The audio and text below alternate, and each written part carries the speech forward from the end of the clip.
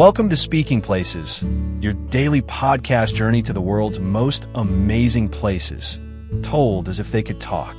Today, we climb high into the Andes Mountains to hear the story of Machu Picchu, a city lost in the clouds, built with stone and spirit, and waiting quietly to share its secrets with us. Let's begin. Part 1. I rose above the clouds. I was not born in the valley. I was born high in the mountains, so high that cloud passed below me. They call me Machu Picchu now, but long ago I had no name. Only silence, stone, and sky. The Inca chose me, but they did not find me by accident. They looked at the stars. They followed the rivers. They studied the mountains. And then they chose me, a ridge between two peaks, where the world felt quiet. They brought no wheels, no iron tools, no written plans, but they brought memory. They brought vision. They brought hands that knew how to speak to stone. I was not built fast. I was not built by slaves. I was built with care, with knowledge passed through generations. Every stone was shaped to fit the next. Without glue, without cement. Only gravity, patience, and precision. They say my walls are perfect. Some people today still ask, how do they do it? The truth is simple. They listened to the mountain, and the mountain answered. I was not made to be seen from far away. You must climb to find me, step by step, breath by breath. And when you do, I reveal myself, slowly, softly. I do not shout. I do not demand. I rise in green. I glow in fog. I sit with the sky. I was made for the sun, for the wind, for balance. I'm not just a city. I'm a question. I am a prayer carved in stone. Before you knew my name, before you saw my photos, before explorers wrote their books, I was already waiting, quiet, proud, alive. So now, listen closely, because I have waited 500 years to tell you my story. Part 2. They chose me from the sky. The Inca did not build cities in flatlands. They looked to the sky. They trusted the sun. They followed the mountains like paths written by the gods. They chose high places, not because it was easy, but because it was closer to something sacred. When they saw me, I was only stone and jungle, steep cliffs, mist, and silence. But they saw something I could not yet see. They saw a home, a temple, a center. They walked with no horses, no maps. They followed the stars, the rivers, the hummingbirds, and still they found me. They brought nothing loud, no shouting, no drums of war, only ropes and stones and stories passed down through time. They came with hands that remembered. They did not write with ink. They wrote with placement, one rock beside another, each shape fitted by heart, not by drawing. The mountain was not cut. It was guided. They followed its lines. They worked with its curves. They did not try to change me. They tried to understand me. They believed in Pachamama, Mother Earth. To hurt her was to lose balance. To honor her was to live well. So they listened, and they carved. They created terraces to grow food. Long, green steps across the steep cliffs. Not just for farming, but to hold the land in place. To protect the mountain from falling. They built canals to bring water. Clean, cool mountain water flowing through stone channels. Still working today. They built temples to the sun, to the moon, to the stars. Not high towers, but open spaces. To feel light, to hear wind, to measure shadow. They measured the year with stone. They studied the sky through windows. They planted by moonlight, harvested by solstice. Their science was silence. Their math was balance. Their spirit was everywhere. And I watched it all. Every step, every chant, every basket of soil carried by hand. They worked without fear, without rush, without waste. They believed the world was alive. And so, they built me like I was alive too. And perhaps I am. Part 3. Stone without wheels. They say the stones fit so well. You cannot slide even a knife between them. That is true, but no machines did that. No metal tools, no cement, no buoys. Only hands, eyes, and time. Each stone was shaped by touch, not by speed, not by force, but by knowing how stone moves, how it rests, how it breathes. They brought the stones down from the mountain, some small, some heavy as 4 men. They pulled with ropes, rolled them over logs, lifted with levers, step by step, inch by inch. Not with engines, not with animals, with people, together. They looked at a stone, then looked at the one beside it. They studied the shape, the weight, the way it tilted. They chipped, carved, smoothed, again and again, until the stone whispered, "Yes, I belong here." Some walls rise without mortar, just gravity, pressure, and trust. That is why I still stand today. I have faced hundreds of earthquakes. The ground has shaken, but I have not fallen. Why? Because these stones were not forced. They were placed with care. They lean on each other. They support each other, like dancers in perfect stillness. Some stones were brought from far away, not because there was no stone here, but because that one stone was special. It had a certain spirit, a certain sound when struck, a color like the morning. It was not about building fast. It was about building right. You see, the Inca did not just build for today. They built for the mountain, for the sky, for time itself. Each wall, each step, each fountain was a choice, not only for beauty, but for meaning. Look closely at my stones. You will see no words, but still, they speak. And if you listen long enough, you might hear what they've been saying for 500 years. Part 4, Home of the Sun. I was not only a home, I was a temple, a sacred space, a place where the earth and sky met. The Inca believed in the sun. They called him Ini. He gave light, life, power. And so, they built me for him.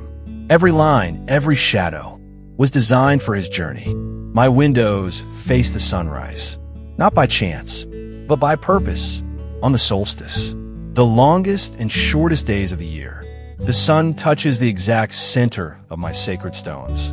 At dawn, its first light slides across the mountain peaks, then touches the temple of the sun, warming the carved rock like a blessing. They did not worship gold. They worshipped light.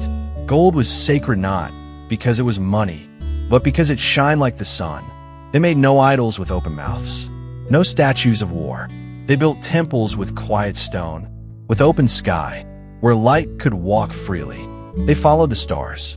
They listened to the moon. They planted by seasons. They prayed with coca leaves and water. At night, they gathered near the fire. They sang soft songs. They thanked the mountains. They spoke to Pachamama, Mother Earth, and gave back what they had taken. Nothing was wasted. No offering was too small. Even the ashes of the fire were returned to the soil. There were festivals, colorful clothes, dancing feet, painted faces. But even the celebrations were gentle. No shouting, no drankenis, only rhythm, breath, story. They said, the sun is watching. We must live in harmony. I remember the quiet sounds, bamboo flutes, drums like distant thunder, the murmur of water flowing through my stones, and above all, the silence between sounds, the space where spirit lives. I was not made to impress kings. I was made to speak to the sky, and maybe that is why I still stand. Because even now, when the sun rises over my peaks, and the mist lifts from the terraces, you can feel something, not just beauty, but balance, not just history, but presence. Part 5, the people who walk my paths. I remember footsteps, hundreds of them, every day, light, soft, careful. Not everyone lived here. I was not a city of crowds. I was special. Only some were invited. Nobles, priests, sky watchers, master builders, quiet farmers, and sometimes the chosen ones, children of the sun. They came from far valleys. They climbed for days. When they arrived, they cleaned their hands with water, stepped through my gates, and lowered their voices. Because I was not loud. I was sacred. They walked my terraces, grew corn and potatoes in careful rows. They carried baskets on their backs and tools in their hands. Women wove cloth with bright colors, reds, blues, golds, and greens. They sang while they worked, songs with no written words, just rhythm and memory. Men repaired walls, cut stones, followed the sun with quiet eyes. There were teachers, but no books. They taught with stories, and with threads tied in knots called kipu, a system of counting and remembering. Children played between the stones. They ran on the soft grass, chased birds, hid behind the big rocks. At night, families gathered. They shared food, corn, beans, llama meat, fresh herbs. They chewed coca leaves to stay strong. They thanked the sky and the soil. And when the moon was full, they stood in silence, looking up, waiting for answers in the stars. There were no rich palaces, no golden thrones, but still, this place felt royal, because everything had meaning. A stone was not just a stone. A step was not just a path. Every wall had a reason. Every shape had a story. I was a living calendar, a classroom, a mirror of the sky, and the people who walked here, they walked with respect. They did not rule. They remembered. I still feel their steps. In the early morning mist, I still hear their songs. In the wind between my stones. They are gone, but I remember. Part 6, Feasts, Fires, and Silence. When the sun set, I did not sleep. I glowed. The firelight danced on my walls. Shadows moved across stone. Voices softened, but hearts beat strong. There were nights of celebration. Not often, but meaningful. Feasts to thank the sun. Prayers to ask for rain. Songs to welcome a season. They wore bright clothes, woven with symbols of birds, pumas, and stars. They painted their faces, not for war, but for joy. They shared chicha, a sweet drink made from corn. They offered coca leaves to the fire. They passed stories from one voice to another, like torches passed hand to hand. And the drums? Slow, deep, steady, not to make war, but to remind the body of the earth's rhythm. They danced on the grass terraces, not wild, but circular, like the sun, like the seasons, like time. The children laughed. The elders smiled. The flames rose. And for a moment, Machu Picchu was full of life and light. But not all nights were full. Some were quiet. Soft wind, cool stone, mist creeping in like a dream. People slept in stone houses, under thick blankets made from llama wool. Dogs curled in corners. Stars blinked above, and I listened to everything. The deep breathing of families, the distant howl of a fox, the soft trickle of water through the canals. But slowly, that sound began to fade. One season, there were fewer fires, fewer songs, fewer feet on my paths. Then another season, less laughter, less color. And then, one day, they stopped coming. No drums, no prayers, no children, only silence. Not a sudden silence. Not from war, not from fire, but a soft one, like a candle slowly dying. I did not understand at first. I waited. I watched, but they never returned. I was not destroyed. I was simply left. And in that emptiness, I began to change. The wind grew stronger. The grass grew taller. And the jungle slowly began to take me back. Part 7. The jungle took me back. After the people left, I waited. One day, 1 week, 1 year. No one came. The terraces turned green again. Weeds grew between my stones. Vines reached down from the cliffs. Rain fell harder. The wind became louder. Birds returned. So did the silence. The jungle did not rush. It moved slowly, softly. It wrapped itself around my walls. It covered my paths, my steps, my stories. Trees grew in empty courtyards. Moss painted my temples in deep green. Roots pushed between my stones, not to break me, but to remind me, nothing stays untouched. Butterflies flew where children once played. Snakes curled under the altar. The sacred canal still flowed, but now only the mountain drank. I was not angry. I did not cry. I did not shout for them to come back. I just waited. I watched the sun rise and fall over empty plazas. I listened to thunder. Into time, I became a secret again, hidden in the green, behind mist and leaves. No map showed me. No books named me. I became a whisperer, a shadow of memory. But even hidden, I remembered. I remembered the faces, the songs, the soft hands that shaped me. I remembered the warmth of firelight and the laughter under stars. And deep inside, I hoped maybe one day someone would climb the mountain again. Maybe one day someone would listen. Until then, I was still here, still alive, just waiting. Part 8. A stranger with a notebook. For hundreds of years, I was silent, hidden, no footsteps, no voices, only the wind and the trees. Then one day, I heard a new sound, a man's footsteps, soft but sure. His name was Hiram Bingham. He was not from here. He came from far away, from a place called America. He did not speak my language. He did not know my stories. But he was curious, and he believed. He carried a notebook. He wrote everything he saw, the shape of my stones, the way the sun touched my walls, the water that still flowed. He climbed the mountain with others. They walked slowly, carefully. They did not rush. They wanted to see me as I was. When he first saw me, he stopped. He was quiet. He did not yell or shout. He did not take anything away. He only looked. Then he told the world. He wrote books, showed photographs, shared stories. I was no longer a secret. People from many countries came to see me. Scientists, travelers, students. They wanted to understand me, to learn from me. Some came with respect, some with cameras, some with questions. I was happy. Finally, someone was listening. But I also knew, with visitors come changes. With attention comes care. And so, I waited again, to see if they would love me enough, to protect me. Part 9. I am not a ruin. I'm not a ruin. I'm not just old stones. I'm not a ghost. I am a voice. I am the wind that moves through the terraces. I am the sun that warms the morning stones. I am the shadow that falls on the mountain. People come from far away. They climb the steep paths to find me. Some come with cameras. Some come with questions. Some come to remember. I see children's laughter again. I hear soft songs. I feel the breath of history. But I also feel the weight of time, the weight of care. I am fragile. I am strong. I am alive. I need protection, not just walls and fences, but respect, understanding, love. I whisper to those who listen. I tell them to walk gently, to breathe softly, to watch, to learn, to feel.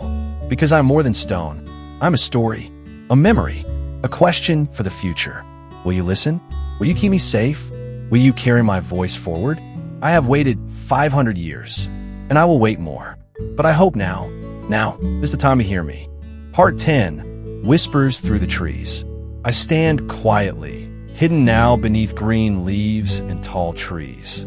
The jungle that once swallowed me has become my new home. Soft whispers float in the air, voices of the wind, the birds, and the trees. Long ago, I was full of life. The footsteps of children, the laughter of families, the songs of priests and dancers, all echoed through my stone paths. But now, those voices are silent. Only nature speaks here, and nature has its own stories to tell. Listen closely. Do you hear the rustling leaves? The soft crack of twigs under tiny feet? The songs of hidden birds calling to each other? The distant roar of rivers flowing through deep valleys? This is my voice now. The trees are my protectors. Their roots hold my stones tight. Their branches shield me from heavy rains and fierce sun. They keep me alive when humans forget. The jungle teaches patience. It moves slowly but surely. It covers what it loves and hides what it guards. It hides me well, but it also keeps me safe. Some say the jungle is wild and untamed, but I know its secrets. The jungle is gentle, careful, wise. The plants growing on my walls are like memories. Each vine, each flower, is a story growing from the past. I see orchids blooming in places no human foot can reach. I hear monkeys calling at dawn, reminding me that life continues, even in silence. The air smells fresh and wild here. Rain falls softly, washing my stones. Sunlight filters through the leaves, painting golden patterns on ancient steps. I remember when the world outside was different, when the noise of cities and cars was unknown to me, when my paths were filled with human steps. But even now, when the tourists come, they do not always understand me. They come quickly, cameras ready, looking for photos, souvenirs, sometimes forgetting the silence I ask for. But some do listen. They walk softly. They breathe gently. They respect the ancient stones. I hope more will come to listen, not just to see, not just to take, but to feel. Because I have many stories left to tell. Stories not written in books. Stories not spoken in loud voices. Stories whispered by trees. Stories carried by wind. Stories held in stone. And these stories are alive. They live in the quiet moments, in the space between footsteps, in the pause between breaths. So, when you come to see me, don't rush. Don't shout. Don't just look. See, listen. Feel, because here, the past is not gone. It waits for you, softly, patiently, like a whisper through the trees. Part 11. A stranger with a notebook. For centuries, I was silent, hidden by trees and mist, forgotten by the world. Then one day, a stranger came. He was not like the others. He walked slowly, carefully, his eyes full of wonder, his hands holding a notebook. His name was Hiram Bingham. He climbed my steep paths, breathing the thin mountain air. He looked at every stone, every terrace, every shadow. He did not rush. He did not disturb. He listened to my stories, written in stone and sky. He wrote down what he saw. He took pictures, black and white, still and quiet. He shared my secret with the world, wrote books and articles, told tales of a lost city. In the clouds, suddenly, I was no longer hidden. People from all over the world came to find me. Scholars, travelers, dreamers. They came with questions. They came with respect. Some came to learn. Some came to take. But I still waited. For those who would listen. For those who would protect. For those who would understand. That I am more than stones. More than history. I am a place of spirit. Of memory. Of life. And I whisper to those who care. I ask them to walk softly. To watch the sun rise and fall. To remember the people who built me with love. Part 12. I am still here. I'm still here. Not just stones in the sun. Not just ruins lost in time. I'm a living story. Every morning, the sun wakes me. Every night, the stars watch over me. The wind carries my voice to the hearts of those who listen. People come to see me. They climb my steps slowly, breathing in my history, feeling the spirit of the mountain. Some come with cameras. Some come with questions. Some come with respect. I ask only one thing. Remember me. Protect me. Love me. Because I am more than a place. I am a bridge between past and future. Between earth and sky. Between you and the people who came before. I speak in silence. I speak in stone. I speak in the wind. Will you listen? Will you carry my voice into tomorrow? I have waited 500 years, and I will wait longer. But now is the time. Now is the moment. To listen. To feel. To understand. Because I'm still here, and I am waiting for you. Thank you for joining us on this journey through place, ancient stones, and whispered stories. If you enjoyed this episode, please subscribe and share with friends who love history and adventure. Remember, every place has a voice, and every voice deserves to be heard. Which places would you like to hear next? Let us know in the comments. See you next time on Speaking Places.